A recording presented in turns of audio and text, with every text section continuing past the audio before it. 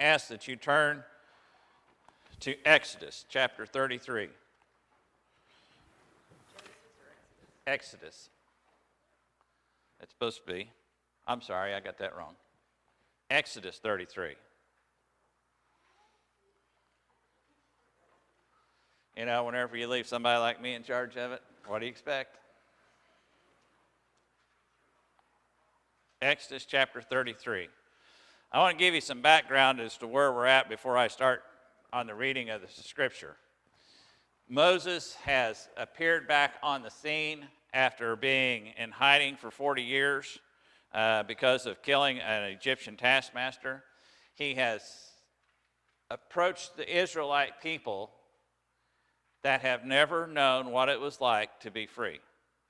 They have been slaves for generations. For the last 400 years, the Israelite people, when they were in Egypt, became slaves, and they stayed that way. So they never knew what freedom was, other than just a figment of their imagination. They had a dream of what it might be, but they never had any realization of what it was. And I just realized today that, you know, out of all of them, the only one in the entire group of the Israelites that knew what freedom was Moses. And maybe that's why God chose him above everybody else. But anyway, he comes to the Israelites and he says, God has heard your prayers, and he is going to bring you out of this bondage of slavery, and is going to take you into the land that he promised to Abraham, Isaac, and Jacob. And it is the promised land, a land flowing with milk and honey, and he just needs you to believe in him and come along with him. And the people had mixed reactions. As you know the story, it sounds good, but what's it going to do for me? How's it going to affect me? Well, we know that after Moses and Aaron went to see the Pharaoh the first time, that the Pharaoh, it was the beginning of his hardening of his heart. And he says, well, apparently you guys have too much time on your hands, so I'm just going to increase your workload. I'm going to make you start gathering your own straw. I'm going to make you gather all your own materials, and your quota of bricks stays the same. So the workload increased dramatically, and as you can imagine, what did the people do? Turned against Moses. Moses somehow got him talked back into sticking with him, and plague after plague after plague, it became apparent that God really was involved in this, because the plagues that were affecting the Egyptians weren't affecting the Israelites. Whether it was the darkness, whether it was the water to blood, whether it was the frogs, whether it was the locust, whatever it was. And still yet, the people had that tendency that as long as things were going good, yeah, we'll follow God, we'll do whatever you want us to do. But as soon as things start turning a little south, then, you know, why are you doing this to us? You know, Moses, why are you being this way to us? And finally, the last of the plagues, the Passover. Everyone was told to prepare the Passover lamb, to take the blood, put it on the doorpost, be dressed and ready to go that night, because the Passover angel was going to pass over Egypt, all the land of Egypt, and the firstborn of every man or animal was going to die. And the reason it's called the Passover is because when the angel saw the blood on the doorpost of the Israelite households, it passed over that house, and it never affected it. And so whenever the angel passed over, and all of the firstborn, even in the house of the Pharaoh, were found dead, then the cry of anguish went out so loud that it could be heard for miles and miles and miles. But yet, in the Israelite camp, there was no death, because they had been obedient to what God had called them to do. So God told them, he says, through Moses, he said, now go to the Egyptians and ask for all their silver and gold, and they will gladly give it to you, which they did. And the last words that they heard from the Pharaoh was, get out. You know, I've had enough of this. Get out. And so the people left. Everything was good. They had all their possessions with them. They had their flocks with them. They had their children with them. Everything seemed to be going good. Oh, praise God, isn't he wonderful? until they turned around in their journey and they saw the Egyptian army who Pharaoh had commissioned. And he says, go get them and bring them back. And their reaction was probably the same as what most of us would have said. And they turned to Moses and they said, was there just not enough graves where we live for us to die there? But you brought us out here for the Pharaoh to kill us? And so at that point, God led them through a pillar of fire and a cloud to blind the way of the Egyptian army, but also to light the way for the Israelites to go into the place, the Red Sea, where we all know, everybody who's ever watched the Charlton Heston 10 Commandments knows that he stands up there and he goes like this and the waters just part and they go through on dry ground. I mean, how much of a miracle does it take sometimes to get us to really trust that this is God doing it? Well, here they go, walking through the Red Sea, walls of water on both sides of them, and yet they don't get wet. They don't even have to walk in the mud. And there's still that cloud that is separating them and keeping them from the Egyptian army. And as the last one of the Israelites come up out of the Red Sea onto the dry ground that was there before, and the Egyptian army is right in the middle of it and starting to have trouble with horses stumbling, with wheels falling off, all this stuff, then God closes the water and completely annihilates the Egyptian army. Those who threatened them and those who had control over them all of their life and for generations before was now completely gone. And over the next few months, every time that things got a little tough, they turned against God again. Isn't it kind of remarkable that we would do that as people? You know, whenever Moses went up to get the 10 Commandments, he was up there for 40 days and for 40 nights.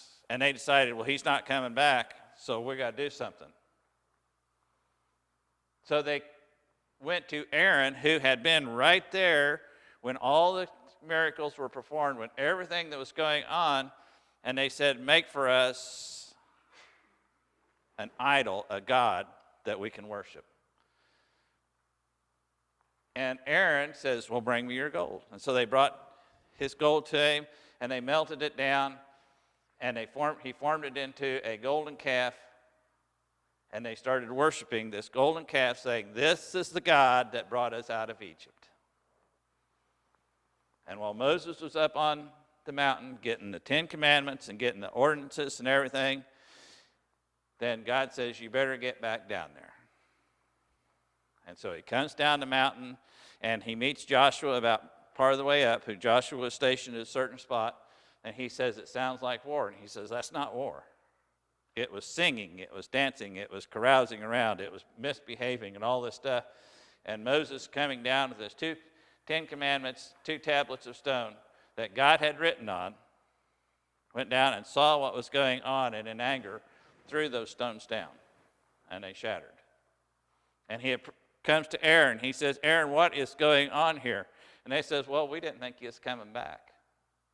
So they wanted to, God, so we just melted it down. And lo and behold, it come out looking like a calf. Just like, I didn't have anything to do with this. Have you ever tried to use that dumb excuse whenever you're dealing with God? I didn't know that's what it was going to do. And so at that point, Moses has had it up to here, and yet he still pleads for compassion when it comes to God. God gets to the point to where he says, Moses, I'm going to wipe this entire nation out, and I'm going to start all over with you. Now, could God do it? You know, Moses was 80 years old. How old was Abraham whenever Isaac was born? 100. So it was not incapable of him to do it. But Moses interceded on the behalf of the people so that they would not be annihilated, so that they would not be a laughingstock, that they would not have the other nations around them saying, God brought these people out here just so he could wipe them out. What kind of a God is he? And so God relented. Now then, it's a time to where God is calling Moses. He says, create for yourself 2 more tablets and come back up to Mount Sinai and we'll talk. We'll talk. Before I get there,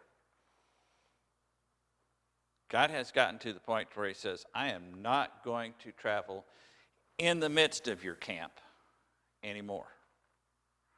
I'm going to go before you. I will send an angel before you. You will follow me in the cloud. When the cloud stops, you stop. And whenever the cloud stops, you set up your tents, and then you go outside of the camp and you set up another special tent, and in it you'll have the Ark of the Covenant, and it will be the place to where anybody who needs to inquire anything of God will go outside of the camp to the tent of meeting, and that's where they will talk to God. And when Moses would go out to the tent of meeting, it says that the people would see him come out of his tent, and they would all come outside of their tents and stand and watch as he made his journey to the tent of meeting and entered in. When he entered in, the cloud would descend on that tent. And God would talk to Moses just like man to man. And all the people would stand and watch. Now then, God has called Moses. He says, the 2 stones that you broke, cut out for yourself 2 more stones, bring them up to Mount Sinai, and I will do the engraving. And so Moses does what he's told. He's up there for a while, and this is where I'm going to pick up. Exodus chapter 33, I'm going to start with verse 12. Then Moses said to the Lord, see, thou dost say to me, bring up this people, but thou thyself hast not let me know whom thou wilt send with me. Moreover, thou hast said, I have known you by name, and you have found favor in my sight. Now therefore I pray thee, if I have found favor in thy sight, let me know thy ways, that I may know thee, so that I may find favor in thy sight. Consider too that this nation is thy people. And he said, my presence shall go with you, and I will give you rest. Then he said to him, if thy presence does not go with us, do not lead us up from here. For how can it be known that I have found favor in thy sight, I and thy people? Is it not by thy going with us, so that we and I, thy people, may be distinguished from all the other people who are upon the face of the earth? And the Lord said to Moses, I will also do this thing of which you have spoken, for you have found favor in my sight, and I have known you by name. Then Moses said, I pray thee, show me thy glory. And he said, I myself will make all my goodness pass before you, and will proclaim the name of the Lord before you, and I will be gracious to whom I will be gracious, and I will show compassion on whom I will show compassion. But he said, you cannot see my face, for no man can see me and live. Then the Lord said, behold, there is a place by me, and you shall stand there on the rock. And it will come about, while my glory is passing by, that I will put you in the cleft of the rock, and cover you with my hand until I have passed by. Then I will take my hand away, and you shall see my back, but my face shall not be seen. I want us to get into perspective of where Moses is at, just for the simple reason that, is that where I think I would actually be if I was in his shoes? God has said, this is an obstinate people. I am fed up to hear with them. If I travel right in the midst of them, I'll probably kill them all. Those were God's words, slightly paraphrased. So he says, I'm going to go before you, and you're going to follow me in the cloud. Moses has been dealing with these people ever since they left. This is not even 6 months after they left Egypt. This is the neat part. They haven't even been gone that long. It's not been that long since they saw the plagues that, just wiped out all of Egypt. It's not been that long since they crossed through the Red Sea. It's not been that long since they cried out to God, says, we don't have any meat. And so God made it to where they woke up one morning and quail were just covering the ground. And they went out and got to have all they wanted. It was not that long since that God had says, okay, it says, since you're whining and complaining, I'm going to feed you with food from heaven. And manna was on the ground every morning, just like dew. And every day they could go out and they could gather a measure of manna to feed each person for that day. And it was like a wafer that tasted kind of like with taste of honey in it. And they could use it for flour, they could use it for whatever, but he fed them every single day. And then on the Sabbath, the day before the Sabbath, he would put a double portion out, and they could gather a double portion so that they did not have to work on the Sabbath. Every single day they were doing this. It's not been that long since they cried out to Moses, says, there's no water here, and we don't know what else to do. And, you brought us out here just to kill us from thirst. That was their big line. You brought us out here to kill us for this. You brought us out here to kill us for that. You brought us out here to punish us for this. It's not been that long since they drank water coming out of a rock. And Moses has dealt with every one of these situations. And yet he's coming before the Lord. And he says, Lord, you asked me to do this. And yet you've never even shown me who you're going to send with me. I don't know where we're going next. I don't have the master plan that you've got. And he says, so Lord, you've called me by my name. You have said that I have found favor in your sight, and yet there's still so much I don't know. So he says, God, teach me your ways. Teach me how you think. Teach me how to act. Teach me how to behave. Teach me how to treat one another. Teach me your ways so that I might have the faith and the confidence to go from here to wherever we're going to go, to whatever we're going to do. And God replies back to him, he says, yes, you have found favor in my sight. And he says, and I will show you compassion, and I will show you love, and I will show you all this stuff because you have found favor in my sight. And Moses said, let me see your glory. Let me see just who you are. Let me see you in such a way that it will make an impression upon me that will stick with me for the rest of my life. And God says, tell you what, I will let you see me, but you cannot see my face. Because no one can see my face and still live. Now, this has always kind of troubled me just a little bit. Why can we not see the face of God? And this morning, as I was thinking about this and praying about it, I thought, natural reaction. If we could see the face of God, what would we want to do if we'd just seen it once? What is the first commandment, by the way? You shall have no other gods before me, right? Second commandment is, you shall not make for yourself any graven images. I believe it would be the natural reaction that if any one of us could see the face of God, that before long we would have some sort of a graven image, something that we had carved out, something that we had drawn, something that we had created to remind us of what the face of God looked like. Now, the problem with that being is after you have created that, pretty soon you start focusing more on that than on the God that it came from. And all of a sudden you're breaking the first two commandments. You remember back whenever Moses didn't come down in time, they says, here, make for us we can serve. And they made the golden calf, and everybody was celebrating and doing all the stuff because, we get to make our own rules. We got our own God. And they attributed their deliverance from Egypt to that chunk of gold. a graven image. So I believe that the reason God doesn't want us to see his face is because he doesn't want us to worship that image, to have that graven image that we were worshiping, but to focus more on God. At any rate, God says, I'll tell you what I'll do. I won't let you see my face, but I'm going to have you stand right here by this rock, and I'm going to pass by. And whenever God was passing by, he took his hand and he covered Moses and put him in the cleft of the rock and passed by.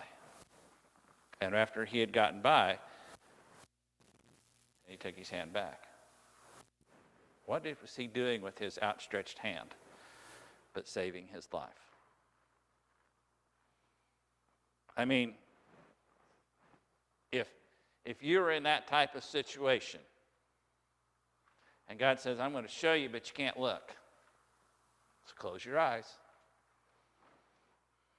What's 99 out of 100 of us going to do? Even with my bad eye, I can see something. Aren't we going to peek? And if we peek and we see, boom, we're gone. But with his outstretched hand, he saved Moses' life. Now then, the reason I have been reading this week is because Moses was leading the children of Israel on a journey to the Promised Land. How many of you are on a journey to the Promised Land?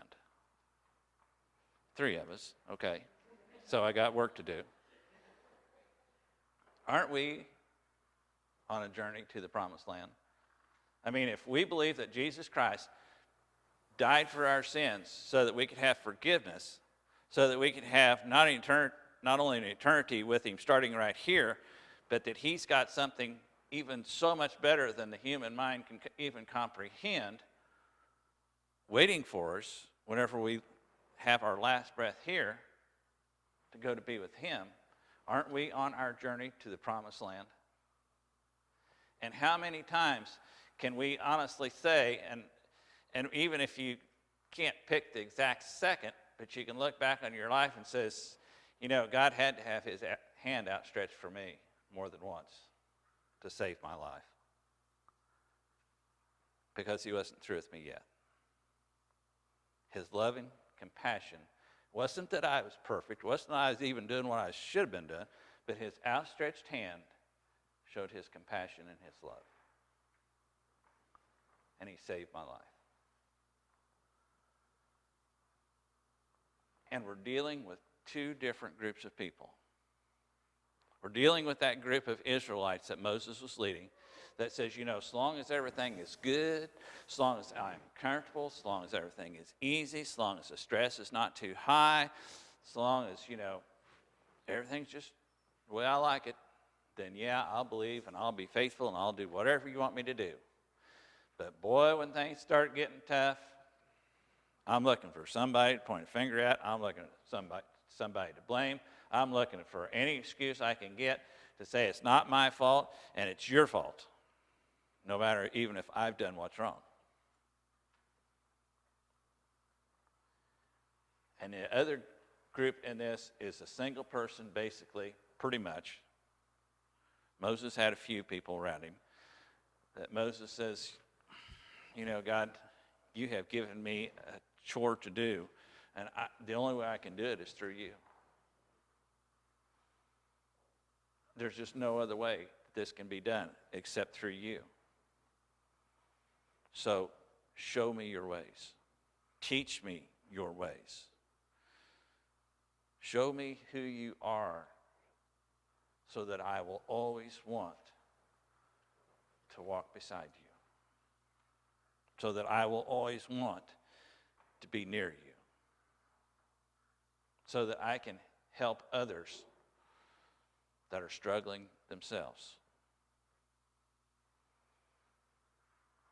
And then to have that realization by the outstretched hand, he saved my life.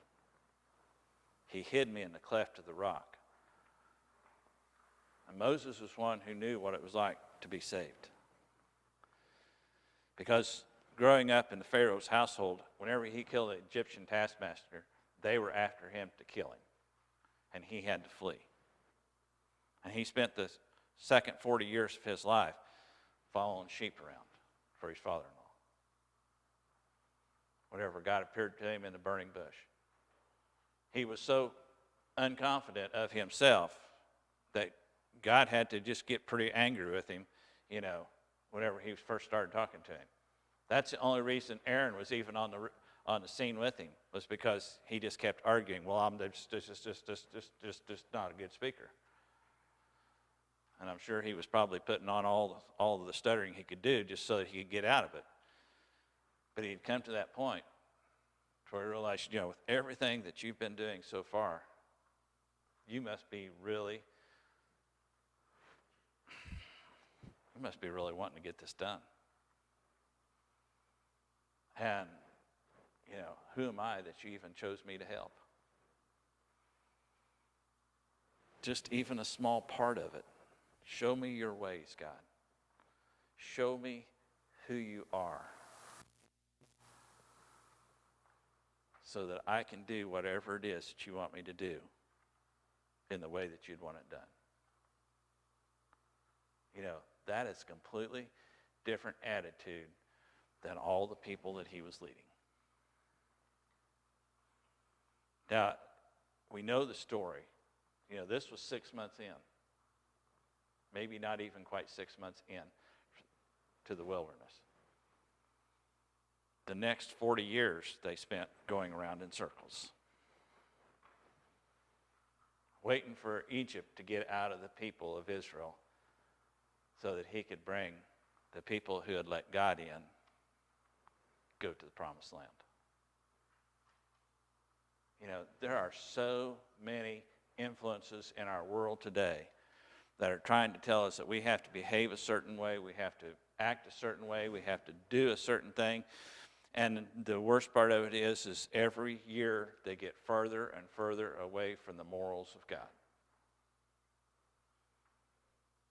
But if you want to fit into society, you've got to conform.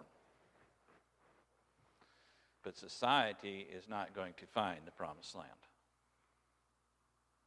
But those who seek God, those who put their faith and trust in God, not just in the good times, but in all times, they're the ones who's truly on the journey to the promised land. Now, I know in my own life that I've made too many detours getting to where I hope to go, where I plan to go, where my reservations are to go. And that's why something like this is important, because it reminds me that even whenever I get off on a detour, or even whenever I get discouraged, my first line of defense should not be to come up with an excuse. It should be in a line of offense saying, Lord, show me your ways. Show me your will. Show me who you are. Because you're the only one who's going to bring me from this place on. He has got a promised land for each and every one of us. He wants to share his love and compassion with each and every one of us. But not only us, but also those who are outside. Those who do not know anything about church or even really at this point care. But that doesn't mean it's too late for them. Because you might say, we are the Moses to the lost. It's our responsibility to let the light of Christ shine through us so that others might see Christ and come to him. So that the most effective way we're ever going to do that is whenever we ask God, show me your glory. Show me who you are. Let me know your ways. Not just so that I can be glorified, but so that I can lead this people to you. This morning, as we have gathered here today, it's already been a great Sunday. It's already been great. But we don't want to just stop on one thing. We want to keep going. We've had multiple baptisms over the years. And in each one of them, it was not the end. I shared with JC yesterday, I said, you know, if all this is a decision to be baptized, but not a decision to follow, all you're going to get is wet.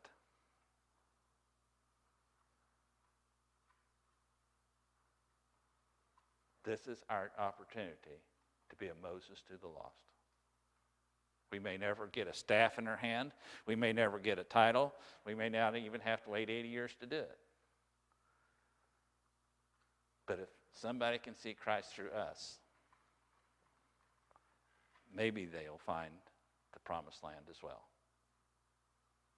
If God is speaking to your heart today as we have gathered about any decision that you need to make, I pray that as we are here today and as God is here with us, that you'll just answer whatever he's putting on your heart as we stand and sing the hymn of invitation.